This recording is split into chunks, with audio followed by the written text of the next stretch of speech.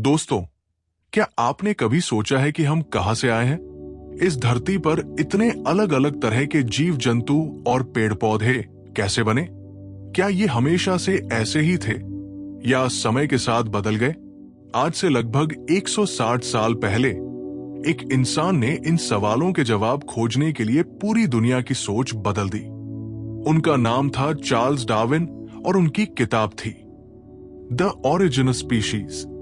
Chapter 1, variation under domestication. इस अध्याय में डार्विन ने यह समझाया है कि कैसे इंसान ने सदियों से जानवरों और पौधों को अपनी मर्जी से बदला है, जो उनके विकासवाद के सिद्धांत का पहला और सबसे बड़ा सबूत बना।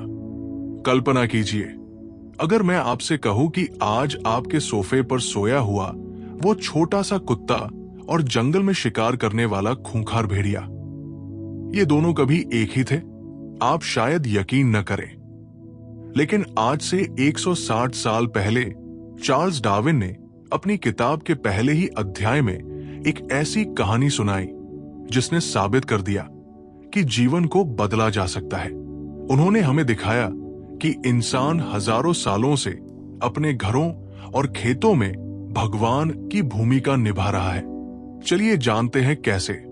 डार्विन ने देखा कि हमारे आसपास के पालतू जानवर, चाहे वो गाय हो, घोड़ा हो या कुत्ता, अपने जंगली पूर्वजों से बहुत अलग है। क्यों? क्योंकि इंसान ने उन्हें चुना है। इसे एक कहानी से समझते हैं। एक पुराने किसान के पास 10 गायें थी। उसने देखा कि उनमें से एक गाय दूसरी गायों के मुकाबले ज्यादा दूध देती है। किसान ने क्या किया? उसने सिर्फ उस गाय के बछड़ों को पाला और बाकी को छोड़ दिया। पीढ़ी दर पीढ़ी सिर्फ सबसे ज्यादा दूध देने वाली गायों को चुनकर उसने एक ऐसी नस्ल तैयार कर दी जो उसके पूर्वजों से बिल्कुल अलग थी। डार्विन को कबूतरों का बहुत शौक था। उन्होंने देखा कि दुनिया में कबूतरों की इतनी किस्में हैं कि अगर कोई अजनबी उन्हें देखे तो कहेगा कि ये सब अलग अलग पक्षी हैं। लेकिन डार्विन ने साबित किया कि ये सब के सब सिर्फ एक जंगली चट्टानी कबूतर, रॉक पिजियन, के वंशज है। इंसान ने अपनी सनक और पसंद के लिए किसी कबूतर की पूंछ चौड़ी कर दी तो किसी के उड़ने का तरीका बदल दिया। डार्विन ने यहां एक बहुत गहरी बात पकड़ी, विविधता, वेरिएशन। हर जीव में जन्म से ही कुछ छोटे छोटे फर्क होते हैं। इंसान बस उन फर्कों को पकड़ लेता है और उन्हें बड़ा बना देता है। डार्विन ने एक और मजेदार बात नोट की।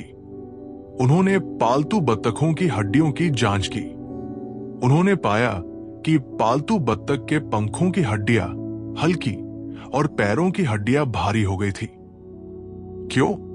क्योंकि उन्हें उड़ने की जरूरत नहीं थी, वे बस जमीन पर चलती थी। यहां डार्विन ने समझाया कि इस्तेमाल और लापरवाही भी शरीर को बदल देती है।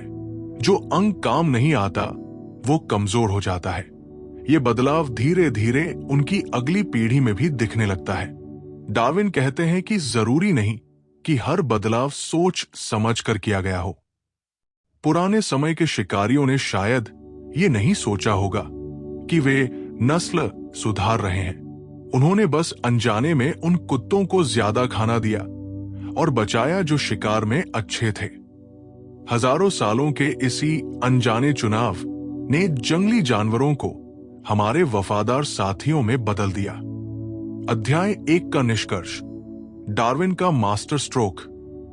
डार्विन ने पहले अध्याय को एक बहुत बड़े सस्पेंस पर खत्म किया। उन्होंने दुनिया को दिखाया कि जीव मिट्टी की मूर्ति की तरह नहीं है जिन्हें बदला न जा सके। जीव लचीले हैं, वे बदलते हैं।